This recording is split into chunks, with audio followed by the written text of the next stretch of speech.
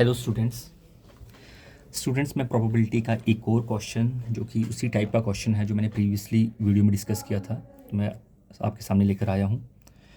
तो जैसे कि मैंने पहले डिस्कस किया था कि इस टाइप के जो स्टेटमेंट टाइप के क्वेश्चंस हैं वो लॉन्ग क्वेश्चन में आने का चांसेस है। तो यहाँ पर मैं आपके साथ कुछ क्वेश्चन डिस्कस कर रहा हूँ। फिर भी अगर आपको किसी क्वेश्चन में प्रॉब्लम हो तो आप कमेंट करके मुझे बता सकते हैं, तो वो क्वेश्चन भी मैं आपके साथ शेयर करने की पूरी कोशिश करूँगा। तो चलिए स्टूडेंट इस क्वेश्चन को देखते हैं। इसमें ये बोलता है the probability that a student will pass the final examination in both English and Hindi is 0.5, कि एक स्टूडेंट जो है वो इंग्लिश और हिंदी दोनों एग्जाम को पास कर ले, इसकी प्रोबेबिलिटी दी गई है 0.5। Clear? And the probability of passing neither, कि वो किसी को भी ना पास कर पाए, ना इंग्लिश को ना हिंदी को, तो इसकी प्रोबेबिलिटी दी गई है हमें 0.1।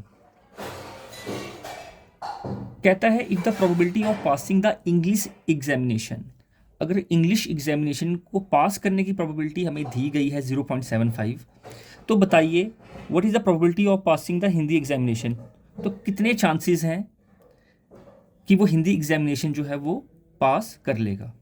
तो ये हमें डेटा दिया है, इस डेटा से हमने probability of passing the Hindi examination find out करना है। तो चलिए इसको कैसे सॉल्व करना है वो हम देखते हैं। देखिए जैसे मैंने अपनी प्रीवियस वीडियो में आप लोगों को बताया था कि सबसे पहले आपको इवेंट सेलेक्ट कर लेने हैं ताकि चीज़ों को सॉल्व करना हमारे लिए आसान हो जाए। तो सबसे पहले हम यहाँ पे ई, ठीक है, ई हम यहाँ पर इवेंट मानते हैं a student passes in English, ठीक है, और you can say event E मान लिया student is able to pass the English examination, है ना, जैसे ठीक लगे आप लोगों को।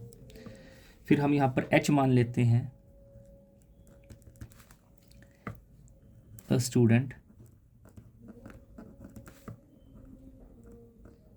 पासिस इन हिंदी, मीन्स इवेंट हम कैसे लेट कर रहे हैं, जो चीज़ यहाँ पर दी हुई हैं कि अगर उसको हमें जो चीज़ बताई गई है कि भाई इंग्लिश के पास करने की इतनी है, हिंदी के पास करने की इतनी है, उसी को हमने ई और एच से बता दिया है। ठीक है, नाउ अब हमें क्या क्या दिया है वो देख लीजिए।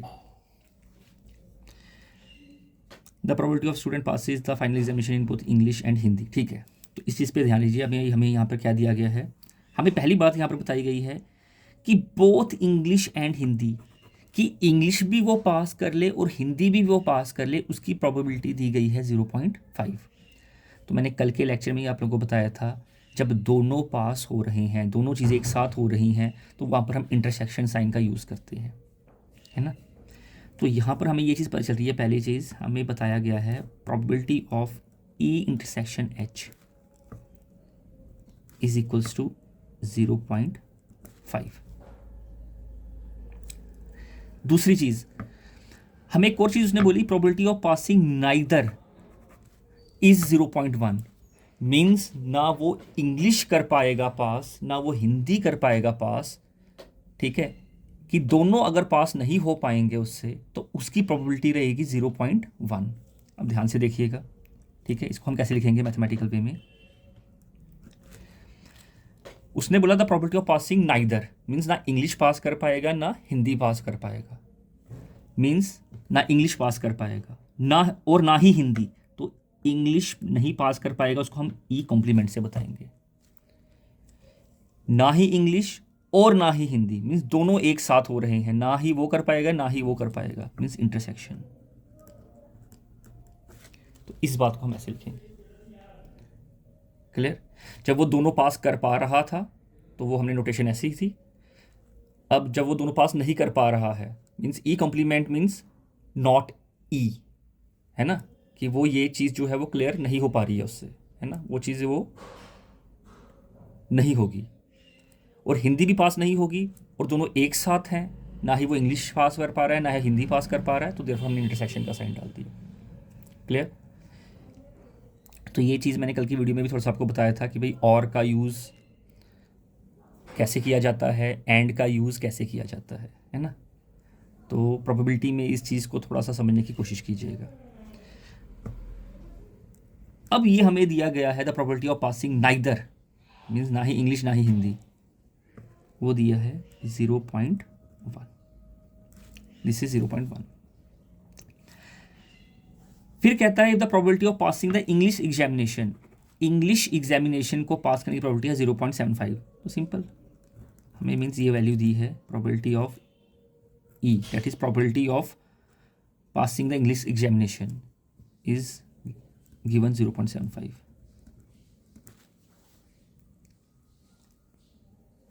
अब हमें बताना है what is the probability of passing the Hindi examination. तो हमें यहाँ पर P ऑफ H की वैल्यू बतानी है, हमें यहाँ पर P ऑफ H की वैल्यू बतानी है। तो स्टूडेंट्स, मैं यहाँ पर ज़्यादा लिख रहा नहीं हूँ, लेकिन आपको चीज़ें समझाने की कोशिश कर रहा हूँ। आई होप बातें आपको जब समझ आ जाएंगी, आप बाकी क्वेश्चंस को भी आसानी से समझ पाओगे और कर पाओगे। और मैं यहाँ पर वही क्वेश्चन आपसे शेयर कर रहा हूँ जो मुझे लगते हैं कि बोर्ड एग्ज़ाम में लॉन्ग में आ सकते हैं और कहीं ना कहीं आपको इस वीडियो से हेल्प मिल सके। अब सबसे पहले मैं आप लोगों को एक चीज़ बता दूं यहाँ पे कि ये तो बहुत कॉमन फार्मूला है जो बार बार यूज़ होता है, हमने देखा भी है। तो probability of A union B, ठीक है, इसका फॉर्मूला क्या है? Probability of A plus probability of B minus probability of A intersection B, ठीक है। तो इस फॉर्मूले का भी कहीं का ना कहीं यूज़ होगा, और किस किस चीज़ों का यहाँ पर यूज़ होगा ध्यान से उसको समझिएगा, ठीक है। इसको तो याद ही रख लीजिए ना, ठीक है। तो ये तो एक सेट थ्योरी का भी आपके पास फॉर्मूला होता है ना। Number of element in A union B is number of element in A plus number of element in B minus number of element in intersection B. Because set theory और probabilistic theory आपस में मिलती जुलती है ना। उसी के फॉर्मूले यहाँ पर इस्तेमाल हो जाते हैं, दोनों का आपस में संबंध है, ठीक है। चलिए आगे बढ़ते हैं कि अब कैसे इसको लेके जाएं। दोबारा मैंने बताया कि आप लोगों को जो पहले दिया है कम से कम उसको उतार लीजिए, क्या क्या डेटा आपके पास पड़ा है वो डेटा आप लिख लीजिए, इवेंट बना लीजिए, और whatever is given to you उसको एक बार फ्रेम कर लीजिए, उसके बाद आगे बढ़िए। अब इस डेटा को यूज़ करके हमें P ऑफ H की वैल्यू निकालनी है।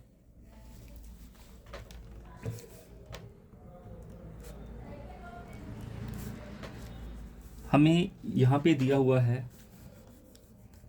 प्रोबेबिलिटी ऑफ, इसकी वैल्यू 0.1।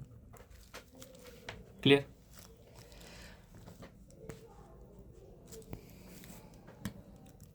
अब इस बात को मैं आगे कैसे लेके जाऊंगा, इसको मैं लिख सकता हूँ probability of E union H का कंप्लीमेंट इज इक्वल टू 0.1। अब ये बात कैसे आई, याद रखिएगा अगेन, हमारे पास A यूनियन B का कॉम्प्लीमेंट मीन्स ये डी मॉर्गन्स लॉ है सेट थ्योरी के, है ना। दिस डी मॉर्गन्स लॉ जो हम सेट थ्योरी में पढ़ते हैं। A यूनियन B का कॉम्प्लीमेंट को हम लिखते हैं A कॉम्प्लीमेंट इंटरसेक्शन B का कॉम्प्लीमेंट, और A इंटरसेक्शन B का कॉम्प्लीमेंट को हम लिखते हैं A कॉम्प्लीमेंट यूनियन B का complement. Clear? A union B का complement is A complement intersection B complement, and intersection B का complement is A complement union B का कॉम्प्लीमेंट। तो जैसे मैंने बताया कि सेट थ्योरी के फॉर्मूले हम प्रोबेबिलिस्टिक थ्योरी में भी यूज़ करते हैं। तो अब यहाँ पर हम डी मॉर्गन लॉ का इस्तेमाल कैसे करेंगे, हमें पता है A कॉम्प्लीमेंट, अगर आप ध्यान से देखें इसी तरीके का बन रहा है, A complement intersection B complement, but यहाँ पर A की जगह E है और B की जगह H है ना। A की जगह E है और B की जगह H है। तो A कॉम्प्लीमेंट इंटरसेक्शन B का कॉम्प्लीमेंट को मैं लिख सकता हूँ A यूनियन B का होल कॉम्प्लीमेंट। तो इसी बात को मद्देनजर रखते हुए मैंने इसको ऐसे करके लिख दिया। आई होप बात आपको समझ आ गई होगी। Clear? Now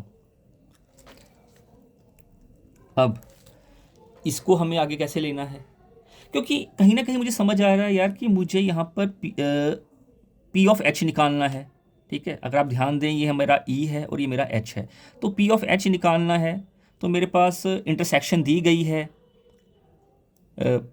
P of A, that is P of E भी हमें दिया गया है, तो यूनियन निकल जाएगा, तो सीधा फॉर्मूला में डालूंगा, आंसर मेरा बाहर आ जाएगा। तो वहाँ तक पहुँचने के लिए मुझे कुछ चीज़ें, कुछ फॉर्मूलों का इस्तेमाल कर रहा हूँ, जिसको मैं साथ साथ में आपको बताते भी जा रहा हूँ, ठीक है। नाउ तो इसके बाद ये स्टेप आया।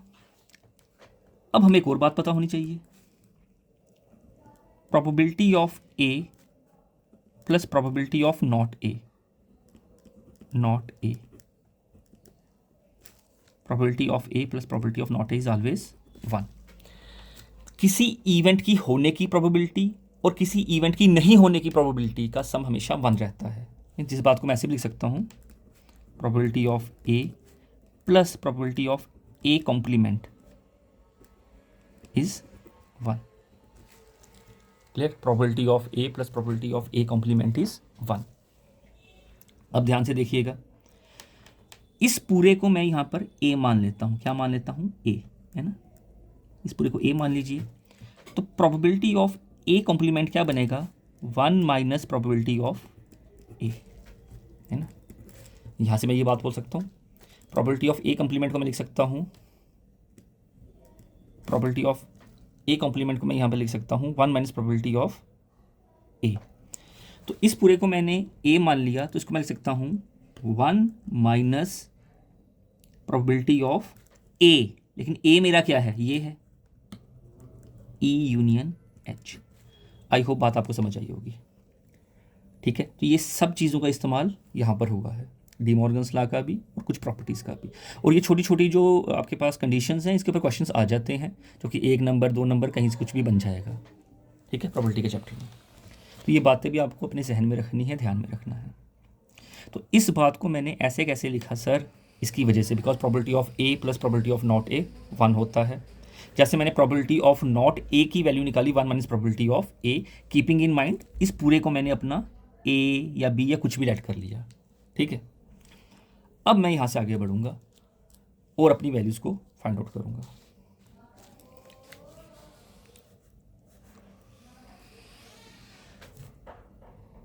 नाउ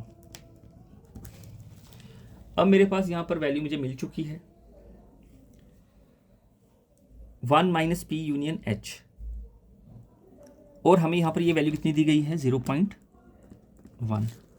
तो यहाँ से मैं बोल सकता हूँ probability of E union H is 1 minus 0.1 implies probability of E union H is equals to 0.9। I hope बच्चों आप लोगों को यहाँ तक मेरी बात समझ आ गई होगी। Probability of E union H is 0.9। अब आपको पता है मेरे पास ये फॉर्मूला, मैं इसका इस्तेमाल कर सकता हूँ। Probability of A union B is probability of A plus probability of B minus probability of A intersection B। Clear, इस फॉर्मूले का मैं इस्तेमाल कर सकता हूँ। Probability of E union H is probability of E plus probability of H minus probability of E intersection H, and this is 0.9। Probability of E, मुझे क्या निकालना है? ये वाली वैल्यू, मुझे ये यहाँ तक पूछना है। Probability of E, this is 0.75, this is given to you. Probability of H नहीं पता। Probability of intersection H, this is 0.5 and this is 0.9। तो बच्चे जब आप इसको सॉल्व करेंगे, यहां से आपके पास प्रोबेबिलिटी ऑफ H की वैल्यू आ जाएगी 0.65। यहां से आपके पास प्रोबेबिलिटी ऑफ H की वैल्यू आ जाएगी 0.65। आई होप यहाँ तक की जो जितनी भी बातें मैंने आप लोगों को बताई वो आप लोगों को अच्छे से समझ आई होगी।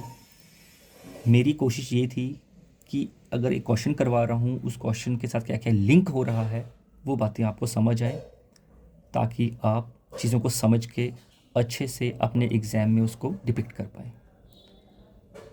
Thank you for your cooperation. मिलते हैं नेक्स्ट वीडियो में।